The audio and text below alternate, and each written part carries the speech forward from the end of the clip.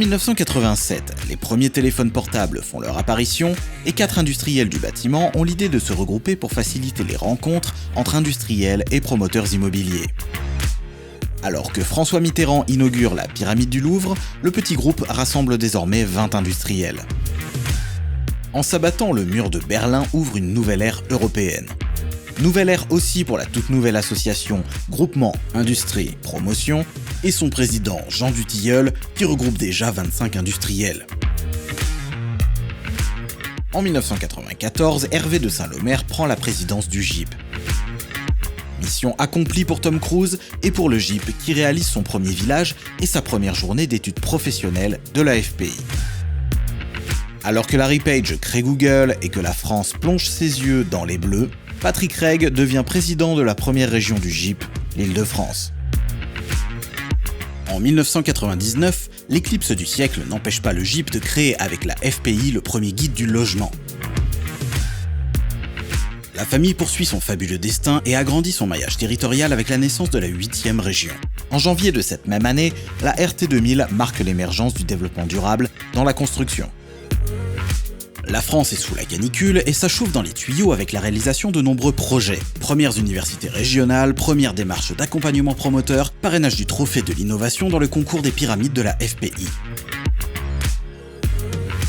Alors que Zuckerberg lance Facebook, le GIP organise le premier chantier traçabilité en Auvergne-Rhône-Alpes. Parallèlement, la RT 2005 impose de nouveaux labels pour la performance énergétique des bâtiments neufs. En 2007, Laurent Favre devient président du GIP.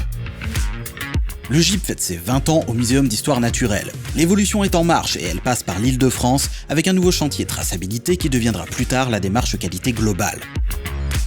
C'est en République dominicaine que le GIP accueille son nouveau président, Gilles Attal. Alors que la RT 2012 encourage l'utilisation d'énergies renouvelables et pose les bases du label BBC, saut stratosphérique pour Félix Baumgartner et pour le GIP qui organise son premier salon Minibat en Alsace. Formidable! C'est le nouveau refrain de Stromae et le commentaire de la ministre Michèle Delaunay, invitée à la conférence Habitat Senior en Île-de-France. Le GIP poursuit sa mission d'échange et d'information en organisant sa 21e convention ouverte sur les nouvelles réglementations. Puis l'année suivante, alors que Solar Impulse 2 boucle son tour du monde, le GIP lance son projet Apollo. Apollo, un nom qui parle forcément à Thomas Pesquet, qui revient sur Terre alors que le GIP fête son 30e anniversaire et sa nouvelle présidente, Véronique Lenaille. Un GIP qui désigne désormais le groupement des industriels de la prescription et se dote pour l'occasion d'un nouveau site internet et d'une toute nouvelle image. La France est en bleu sur les Champs-Élysées et en jaune sur les ronds-points. La même année, le GIP, toujours actif, innove avec Batigip et se lance sur les réseaux sociaux. Le GIP relance sa démarche qualité globale avec de nouveaux supports et de nouvelles ambitions. En 2020, le monde se confine et le GIP poursuit son partenariat avec la FPI à travers les pyramides de l'innovation. Le GIP se mobilise autour de ses valeurs de solidarité et de lien social en devenant mécène de toi à moi.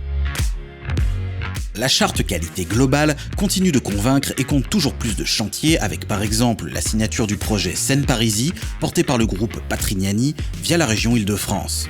Le nouveau diagnostic de performance énergétique entre en vigueur et Dubaï accueille l'exposition universelle. Le GIP s'y retrouve pour contempler et étudier cette architecture résolument tournée vers le futur. Un futur qui, porté par la nouvelle présidence de Thierry Vallée, se construira sur un passé solide, expérimenté et humain. Notre futur se construit sur 35 ans de passion, 35 ans d'engagement de bénévoles portés par les valeurs de proximité, d'écoute, de professionnalisme et de convivialité. Ce futur qui, éclairé par la vision innovante de ces femmes et de ces hommes qui en seront les bâtisseurs, sera durable. Alors à l'heure où le GIP fête ses 35 ans, construisons ensemble notre futur.